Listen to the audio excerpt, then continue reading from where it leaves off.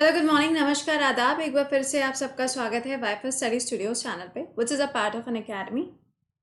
तो यहाँ पे हम लोगों का जो ये पूरा एक कॉन्सेप्ट के हिसाब से जो पूरा सेशन चल रहा है, ये आपका आर ओ वीडियो या फिर आपके जो भी अपकमिंग एग्जामिनेशंस हैं, हर एक एग्जाम को ये कवर करेगा।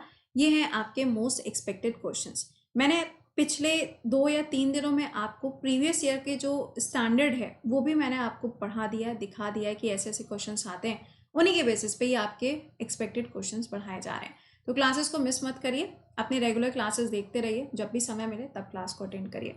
इसके अलावा रेगुलर बेसिस पे आपका जो करंट अफेयर्स का क्लास होता है that is on 6:45 AM sharp, और 10:15 पे एनसीईआरटी पढ़ा रहे हैं। और ये जो एनसीईआरटी है ये आपकी थ्योरी के बेसिस पे चल रही है इंडियन जियो की। तो अगर आपने मैपिंग छोड़ दी थी, नहीं पढ़ पाए, आपके लिए अच्छा मौका है। अगर आपने एनसीईआरटी इससे पहले कभी नहीं पढ़ी है तो अच्छा मौका है। रेलवे से लेके यूपीएससी तक आप सबको पता है कि बिना एनसीईआरटी के जीवन नहीं चलने वाला। तो आपके लिए एक बार एनसीईआरटी स्टार्ट हो गई है, मिस मत करो। इंपॉर्टेंट क्लास है, 10:15 बजे अनअकैडमी पे फ्री क्लास होती है। इसके अलावा दोपहर में 2 बजे आपके जीके के जो टॉपिक्स हैं वो थ्योरी के बेसिस पे आपको पढ़ाए जा रहे हैं, तो इसको भी मिस मत करिए। हाफ एन आवर का ये क्लास होता है। ये वाला थोड़ा लंबा चलता है क्योंकि this is just like a marathon, एक दिन में एक चैप्टर खत्म होता है। ठीक है, चलिए क्लास के लिंक को एक बार से लाइक और शेयर मारिएगा। पहला सवाल, how many teams participated in ICC women's T20 world cup, जिसको ऑस्ट्रेलिया के अंदर हेल्ड किया गया था? तो इसका आंसर बनेगा 10। आप मुझे आंसर करके ये बताओ, आईपीएल में अभी हाल ही में टोटल 2 टीमें जोड़ी गई हैं, अहमदाबाद एंड लखनऊ। अब आप ये बताइए कि जो अगला वाला आईपीएल का एडिशन होगा उसमें टोटल कितनी टीमें खेलेंगी।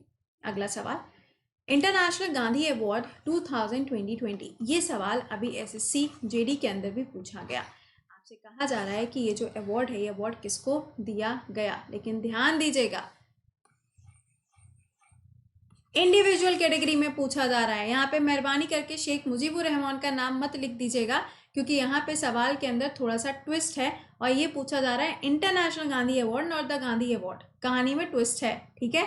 इसका आंसर बनेगा NS धर्म शकतु, शकतु अंकल जो है शकतु, इनको यहाँ पे अवार्ड दिया गया है। लेकिन अगर यहीं पे गांधी पीस अवार्ड लिखकर आ जाएगा तो आंसर में चेंजेस आ जाएंगे, शेख मुजीबुर रहमान जी रहेंगे। अगला, आपसे कहा जा रहा है कि यूपी से जुड़ा हुआ आपको बताना है। यहाँ पे एक ऐसा, जैसे होता है ना, फोक डांसेस होते हैं, फोक सिंगिंग होती है, फोक म्यूजिक होती है। तो यहाँ पे आपसे पूछा जा रहा है कि कौन कौन से ऐसे गीत हैं जिनको गाया जाता है, या फिर मान लीजिए कौन कौन सी ऐसी चीज़ें हैं जो यूपी के अंदर परफॉर्म करी जाती हैं। तो बिरहा, बिरहा इज़ वेरी कॉमन, मतलब ये आपको यूजुअली पता ही होगा। दूसरा कौन सा है, चैती, और अगला कौन सा है, ढोला। तो ये वाला यूजुअली पूछा जाता है बिरहा, क्योंकि ये कॉमन सा है। अगला, विच ऑफ द फॉलोइंग या फिर which one is the major folk dance of UP. अब ये मत कहना नागिन डांस है ना, इसका आंसर क्या होगा, चरकुला। ये सबसे ज़्यादा पूछा जाता है।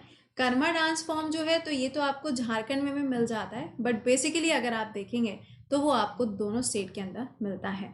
अगला सुनिएगा, पूछा जा रहा है कि trade facilitation centre and craft museum ये यूपी के अंदर कौन से डिस्ट्रिक्ट के अंदर स्टैब्लिश किया गया। तो इसका आंसर बनेगा वाराणसी के अंदर इसको स्टैब्लिश किया गया। अभी हाल ही में स्वच्छ सर्वेक्षण का जो डेटा आया था उसके अंदर the best city at the bank of Ganga कौन सी थी, वाराणसी थी। अगला सवाल, IFFCO यूरिया का एक प्लांट स्टैब्लिश किया गया है यूपी में, कहाँ पर स्टैब्लिश किया गया है? तो इसको ओयना नाम की जो जगह है वहाँ पे लगाया गया है। जैसे कि आपने देखा होगा नरौरा है, या फिर लाइक कानपुर है, या बरेली है, या बाराबंकी है। दीज आर द प्लेसेस जहाँ पे कुछ ना कुछ स्टैब्लिश हो ही रहा है। अगला सवाल, इसमें से कौन सा वाला करेक्टली मैच्ड नहीं है? इंटर स्टेट काउंसिल 1990 में बना, नेशनल डेवलपमेंट काउंसिल जिसे हम NDC कहते हैं 1954 में बना, CVC 1964 में बना, ह्यूमन राइट कमीशन 1993 में बना। अब तुमको ये पता है, ये तो सही है। चौथा वाला जो है वो तो सही है। अब बचे कौन से बेटा, CVC जो है ना 1964 में तो बना, लेकिन आगे चल के इसमें अमेंडमेंट किए गए और 2003 में इसके अंदर चेंजेस हो गए। अगला, इंटर स्टेट काउंसिल बिल्कुल सही है, लेकिन जो NDC है इसको प्लानिंग कमीशन के साथ में ही बनाया गया था। अगला, बांग्ला फेस्टिवल ये कौन से स्टेट के अंदर परफॉर्म किया जाता है? तो ये मेघालय के अंदर परफॉर्म किया जाता है। अभी हाल ही में ये जो फेस्टिवल है ये 4 दिनों का फेस्टिवल होता है जिसको सेलिब्रेट किया जा रहा था। अगला, an ultimate source of energy stored in the fossil fuel. Fossil fuels के अंदर जो एनर्जी स्टोर्ड होती है वो किस फॉर्म में प्रेजेंट होती है? तो इसका आंसर क्या बनेगा? सन के फॉर्म में ये आपको देखने को मिलेगी। देखो, सन के फॉर्म से मतलब ये है कि जो सन की सोलर लाइट होती है वही क्या करते हैं, फॉसिल फ्यूल्स अपने अंदर एब्जॉर्ब कर लेते हैं, और यही क्या होता है, एक एनर्जी का रूप होता है। अगला सवाल, driving force of an ecosystem क्या होगा? इसका आंसर बनेगा सोलर सिस्टम। क्या बनेगा? सोलर सिस्टम ड्राइविंग फोर्स होता है इकोसिस्टम का। अगला, आपको बताना है कोरोनेशन या फिर कोरोजन ऑफ आयरन मेटल। जब आयरन मेटल की बात करी जाती है तो यहाँ पर आप सबको पता है, जैसे कि मान लो कोई आयरन की रॉड है, अब आपने उसको बारिश में रख दिया, या सपोजिंगली कि वो ऑक्सीजन के कांटेक्ट में है या वो मॉइस्चर के कांटेक्ट में आ जाती है, तो आपने देखा होगा उसके ऊपर जंग लग जाती है ना? तो इसी को हम क्या कहते हैं? इसी को हम यहाँ पे क्या बोलेंगे? रस्टिंग। और इसको हटाने के लिए एक प्रोसेस होता है, क्या हम उसे गैल्वेनाइजेशन के नाम से जानते हैं? एक बार से कमेंट बॉक्स के अंदर लिख के बताना। अगला सवाल, आपको बताना है कि हार्डेस्ट सब्सटेंस जो है पूरी अर्थ के ऊपर वो कौन सा पाया जाता है? तो ये हो जाएगा डायमंड। डायमंड के अंदर होता है total internal reflection, this is very important. और ये ध्यान रखिएगा कि टोटल इंटरनल रिफ्लेक्शन जो होता है, इससे डायमंड का हर एक कॉर्नर जो है वो आपको शाइनी शाइनी शाइनी शाइनी देखने को मिलता है। अगला, आपको बताना है यहाँ पर कि कौन सा ऐसा इंस्ट्रूमेंट है जिसका इस्तेमाल किया जाता है सबमर्ज्ड ऑब्जेक्ट्स को देखने के लिए। यानी कि अगर कोई भी चीज़ ओशियन के अंदर डूब गई है, अब आपको उसकी लोकेशन पता करनी है या आपको उसकी पोजीशन पता करनी है, तो क्या करोगे? पानी के अंदर तो जा सकते हैं, वो तो मुझे भी पता है, बोलोगे भी यही, लेकिन ये ध्यान दीजिएगा सोनार सिस्टम का इस्तेमाल किया जाता है। जितने भी इंटरनेशनल लेवल पर या नेशनल लेवल पर जो भी आपकी आईएनएस वगैरह होती हैं, वो सब इसी का इस्तेमाल करती हैं। अगला, रामसर कन्वेंशन। अब देखो यार, सिंपल है। अभी कुछ दिन पहले तुम लोगों को रामसर कन्वेंशन पढ़ाया था, आई थिंक मंडे को दोपहर में 2 बजे। वहाँ पे मैंने आपको पूरी रामायण थ्योरी में समझा दी। उसके बाद भी अगर आप क्लास ना करो, उसके बाद भी अगर आप ना समझो, तो भैया कुछ नहीं कर सकते हम। यहाँ पे रामसर साइट जो है, ये सबसे पहले इसके लिए जो कॉन्फ्रेंस होती है दैट इज़ 1971 में। तारीख कितनी होती है? 2 फेब को ये सबसे पहली कॉन्फ्रेंस होती है। कहाँ पर? रामसर नाम की जगह, ईरान के अंदर। अगला, आपसे कहा जा रहा है लाठी क्लब के नाम से किसको जाना जाता है, या फिर इसका कोई दूसरा नाम है क्या, या इसको किसने बनाया था? तो एक्चुअल में इसको बनाया गया था बाल गंगाधर तिलक जी के द्वारा, और इन्होंने जितनी भी चीज़ों का फॉर्मेशन किया वो सारी की सारी कहाँ? पुणे के अंदर ही फॉर्म करी गई हैं।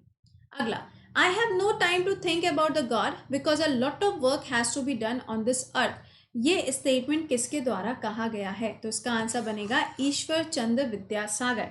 ये नाम बहुत ज़्यादा इंपॉर्टेंट है क्योंकि ये वो पर्सन थे जिन्होंने विडो रीमैरिजेस के बारे में, या फिर लाइक जो चाइल्ड मैरिज होती थी उसके अगेंस्ट इन्होंने काफ़ी सारी आवाज़ उठाई है। तो Ishwar Chandra Vidyasagar is the right answer. अगला सवाल, कहा जा रहा है रजमनामा ये एक पर्शियन ट्रांसलेशन है किस किताब का? तो इसका आंसर क्या होगा? महाभारत का है।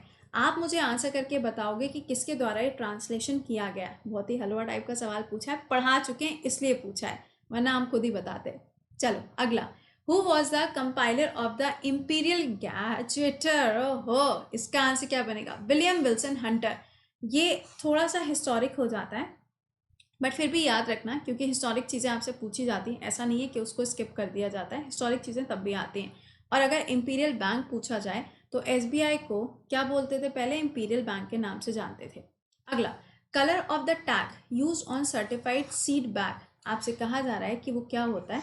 तो वो ब्लू कलर होता है। जो भी बैग्स वगैरह होते हैं ना, अगर उनको सर्टिफाइड कर दिया जाता है तो उसके ऊपर ब्लू कलर के स्टैंप्स लगाए दिए जाते हैं। अगला, जरावी ट्राइब आपको कहाँ पर देखने को मिलेगी? तो अगर आप एनसीईआरटी नहीं पढ़ रहे हो इंडियन जियो की, जो हम आपको 10:15 पढ़ा रहे हैं, तो आप शायद इसका आंसर कर भी नहीं पाओगे। इसका आंसर क्या बनेगा? अंडमान एंड निकोबार के अंदर। अगला, मॉनसून थ्योरी बढ़ा रहे हैं, समझ रहे हैं, छोड़ मत दीजिएगा क्लासेस। मॉनसून जो है जब ये ओरिजिनेट होता है, इसकी हवाएं जब चलती हैं तो कहाँ से ये ओरिजिनेट होता है? तो साउथ वेस्ट मॉनसूनल विंड से ये ओरिजिनेट होते हुए आता है। कुछ इस तरीके से ये विंड्स आपको देखने को मिलती हैं। अगला, इसमें से कौन सा वाला ऐसा स्टेट है जो ट्रॉपिक ऑफ कैंसर से क्रॉस करके नहीं जाता है? तो इसका आंसर क्या होगा? देखो यहाँ पे तो ख़त्म ही होती है, तो ये तो हो गई होगा। इसके बगल में ये है तो ये भी हो गई होगा। बचे ये दो। अब इसका आंसर क्या बनेगा? इसका आंसर बनेगा मणिपुर से नहीं जाती है, यानी कि मणिपुर जो है थोड़ा सा ऊपर आ जाता है। ठीक है, अगला, न्यूली इंट्रोड्यूस पेराक द्वार सम्मान by the government of India for जुलाई 2020, ये किसको दिया गया? तो इसका आंसर बनेगा वेस्ट मैनेजमेंट के लिए ये जो स्टेटस है ये दिया जाता है। अगर आपसे पूछा जाए वेस्ट मैनेजमेंट के लिए अभी हाल ही में कौन से बच्चों को अवार्ड दिया गया था, तो इंटरनेशनल चिल्ड्रन पीस अवार्ड जो है वो बिहान को और नव को दिया गया था। अगला सवाल, ब्लू रिवॉल्यूशन किससे जुड़ा हुआ है? जैसे कि होता है ग्रीन रिवॉल्यूशन हो गया, लाइक आपका ब्राउन रिवॉल्यूशन हो गया, या वाइट रिवॉल्यूशन हो गया, वैसे ही ब्लू रिवॉल्यूशन। तो ये बात करता है ओशियंस के बारे में, और ओशियन के अंदर जो भी प्रोडक्ट्स होते हैं, यानी कि जो भी रिसोर्सेज होते हैं, उन सब के लिए बात करता है। तो इसका आंसर क्या बनेगा? यहाँ पे फिश प्रोडक्शन के लिए यहाँ पर इसको जाना जाता है, इंपॉर्टेंट बनेगा। ठीक है, अच्छा, अभी आपने देखा होगा ई फिश वाला ये एक ऐप भी लॉन्च किया गया था। आपसे सवाल में पूछा जा रहा है कि ये बताओ कि ये कौन से स्टेट में लॉन्च हुआ, तो आप आंसर करोगे आसाम में। अच्छा, प्रधानमंत्री मत्स्य संपदा योजना अभी हाल ही में इसके अंदर सबसे पहला इंक्यूबेशन सेंटर लॉन्च किया गया, वो कहाँ पे? वो हरियाणा के अंदर लॉन्च किया गया, गुरुग्राम में। ठीक है, तो ये कुछ क्वेश्चंस थे जो मैंने आपको यहाँ पे पढ़ाए हैं। प्लीज़ इनको अच्छी तरीके से रिकॉल करिएगा, अच्छी तरीके से इनका रिविजन करते रहिएगा, क्योंकि यही क्वेश्चंस होंगे जो आपके पेपर के अंदर आएंगे, या इसके आसपास से सवाल जो है वो आपके पेपर में पूछे जाएंगे। तो be prepared with it, okay. इसके अलावा अभी मिलेंगे 6:45 पे, उसके बाद 10:15 पे आपका ज्योग्राफी का एनसीईआरटी चल रही है, पहली और आखिरी बार पढ़ा रहे हैं। इसके बाद में इस टॉपिक को हम रिपीट नहीं करेंगे, फिर से बोल रहे हैं, और कोई पीडीएफ कुछ ना मिलती है। अगर आप इन क्लासेस को ज्वाइन नहीं कर पाते हो तो आप मुझे टेलीग्राम पे पहले तो ज्वाइन कर लो, कृति करंट अफेयर्स ऑफिशियल के नाम से। आप वहाँ पे जाके डायरेक्टली ज्वाइन कर सकते हैं, जहाँ पे आपको ये सारे क्लासेस तो मिलते हैं। इसके अलावा आपका नया बैच स्टार्ट होने जा रहा है 1 दिसंबर से। अगर आपने इसको ज्वाइन नहीं किया है तो ज्वाइन कर लीजिए, क्योंकि अभी इसका अमाउंट जो था इस पर 15% डिस्काउंट हुआ है, और अमाउंट डिक्रीज होके कितना हो गया है? ये हो गया है 6973। और इसके ऊपर जब आप यहाँ पे लगाएंगे कोड कृति 10, तो ये 10% और कम हो जाएगा, और जो कॉइन्स होते हैं उसको लगाने के बाद में अमाउंट और कम हो जाएगा। तो ये करीबन इतना अमाउंट बनेगा, जिसमें जीएस, मैथ, इंग्लिश, रीजनिंग, ये सारे सब्जेक्ट आपको सारे एजुकेटर्स के मिल जाएंगे और सारे एग्जाम कवर होंगे। इसके अलावा आपका एसएससी कॉम्बैट जो है ये रहता है हर संडे को दोपहर में 12 बजे। Raise your hand and report and win का ऑप्शन भी अनअकैडमी पे अवेलेबल है। चलिए मिलते हैं आपसे 6:45 पे। टिल देन खुश रहिए, मुस्कुराते रहिए, keep learning, keep revising, and session को एक बार इसे लाइक और शेयर मार दीजिएगा। Bye bye and take care.